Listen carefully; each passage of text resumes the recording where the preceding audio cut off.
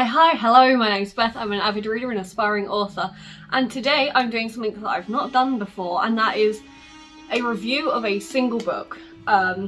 This book has entered my life, and chef's kiss. This thing is incredible. This is If We Were Villains by M.L. Rio. The premise of this book is seven students who are studying Shakespeare, like Shakespearean acting, at a art school, and other than that I don't want to give too much away. There may be some very minor, very minor spoilers throughout this review.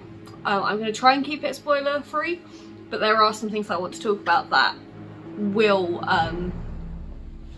class as spoilers. So this book, you follow the narrator, whose name is Oliver. He is one of the 7 students as part of his class, and the way this book is written is incredible. It is done, if you know how Shakespeare is written, that is going to be a massive favour to you, and if you especially know his tragedies and the structures which his tragedies for the most part follow, you're going to have a lot better time reading this. I will say that straight off. If you know Shakespeare, you will have a better time reading this. I'm really lucky that I love Shakespeare. Shakespeare is one of my favourite things. I wanted to be a Shakespearean actress. So yeah.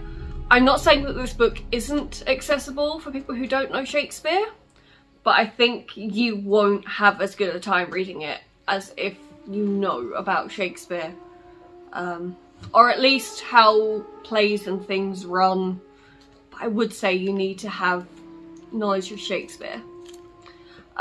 Because the way this book is set up is essentially very similar to a Shakespeare play. So it's split into 5 acts. Each one has a certain amount of scenes. It depends on thing. I'd love to do a comparison of this to a Shakespeare, like working out the scenes and seeing if it falls into one of the categories, like into a certain play, which I have a feeling it might do, but I'm not going to give anything away because it spoils something big in this book. So let me just see if it does say about murder on. I've just kind of given it away. A murder happens. I also think if you like things like The Secret History, which I've not read yet, but if you like things like that, you might like this book. But just the way it's written is so incredible.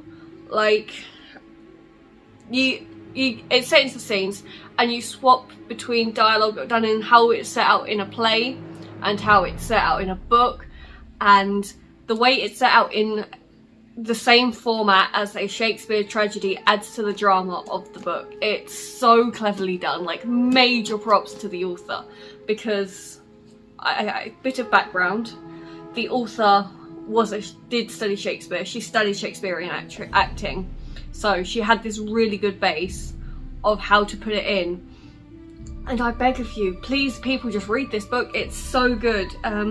I'm going to try and see if I can find a passage that just blew me away. Just to make sure it doesn't spoil anything. But this is it. As the bestial shape crept closer, it came slowly into focus enough that I could tell it was an overturned canoe. Judging by the height of the hull, the water there would just be enough for a room of for a pocket of air underneath. The boat drifted into the shallows, and for a moment the surface of the lake was smooth as glass. Then there was a ripple, a shudder, and 3 figures emerged. A collective gasp rushed through the audience. The girls looked less like witches at first than phantoms, their hair hanging sleek and wet over their faces, filmy white dresses melting from their limbs, swirling in spirals behind them. As they rose from the water, their fingertips dripped with fabric, clung so closely to their bodies that I couldn't tell who was who. Their faces remained downcast. I'm not going to read the rest because it goes into things, but just, you get these incredible, I don't want to say lyrical because it doesn't class as lyrical writing, but things like that, those passages where you're just like, oh god, I want to see what's happening here. Like, this is a book, I want to see it made into a TV show. Like, not even a film, I want this as a TV show, because it would just be incredible. Also, I think it would, if it was a TV show, it would be a lot more accessible for people who don't understand Shakespeare. Because, like, there you get points throughout this book where they are just back and forthing in Shakespeare. Like, it's not even like they're practicing lines, they're just in their normal life, just back and forwarding with Shakespeare, which, if you can understand how Shakespeare writes and the way, like, the language was when he was writing, you'll get it. But if you don't, you're gonna have a not good time with it. I'm really just rambling about this book because I really just love it. Also, like, all of the characters, even the characters you're supposed to hate, like, you just love them because they're written in such a realistic, human way. I say human way. They're not. There's one character who's not written in a human, like, a natural way, but it makes so much sense. And I'm trying so hard not to spoil things. But if you know King Lear and you've read this book and you didn't pick up on the parallels of Act 3, oh my god, it's so good, so good.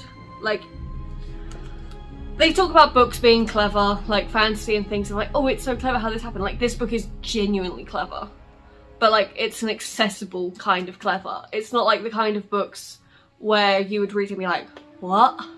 Okay, some people might if they really, really hate Shakespeare, but for me, I was like, this book is incredible, so incredible. I need to talk to people about this book and discuss my theories, and like, where it's essentially a murder mystery.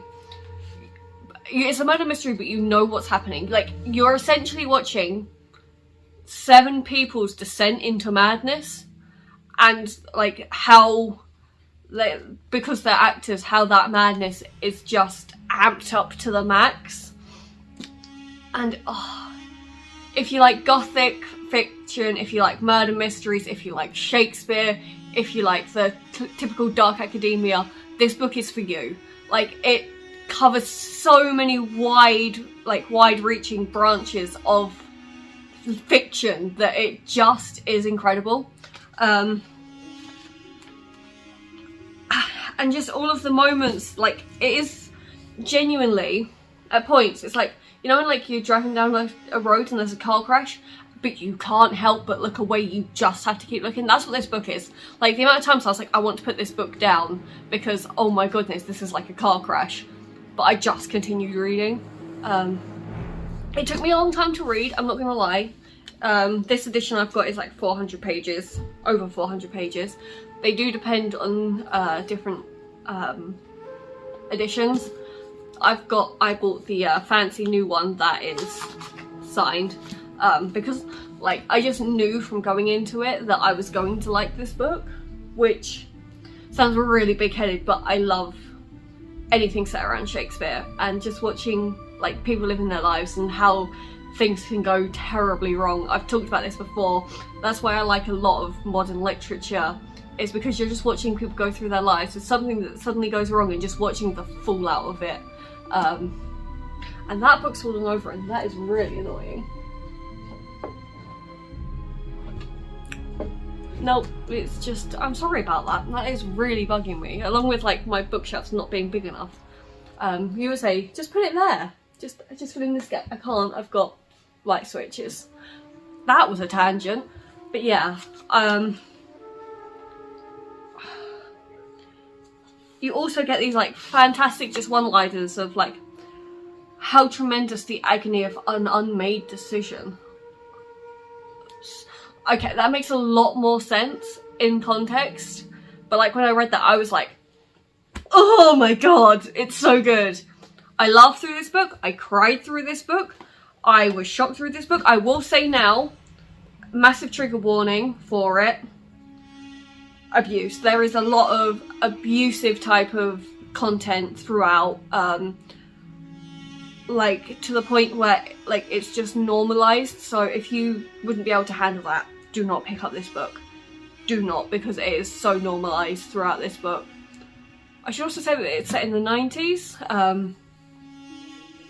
and the modern day. You get, like, a back and forth between, like, Oliver is in the present, or 2007, telling what happened back in 1997. So you get like, how it's set up is you get a prologue at the beginning of each act where it's like modern day, and then you start on the scenes which go back to what as it was happening. So basically, I've just got a lot of love for this book, and I know I've said a lot of things have become my favourite books. This one has genuinely come into my life and just shook it up. Really shook it up. I love it so much. But I think that's also just because I love Shakespeare so much. But yeah, I hope that this rambling about a single book has been somewhat entertaining. And I hope there was at least a point in here. I probably should have scripted this beforehand, but this book is so good that I just felt like I needed to ramble. I'm also, I think, now going to film maybe a shelf tour whilst I'm looking nice. Also, my hair is now short.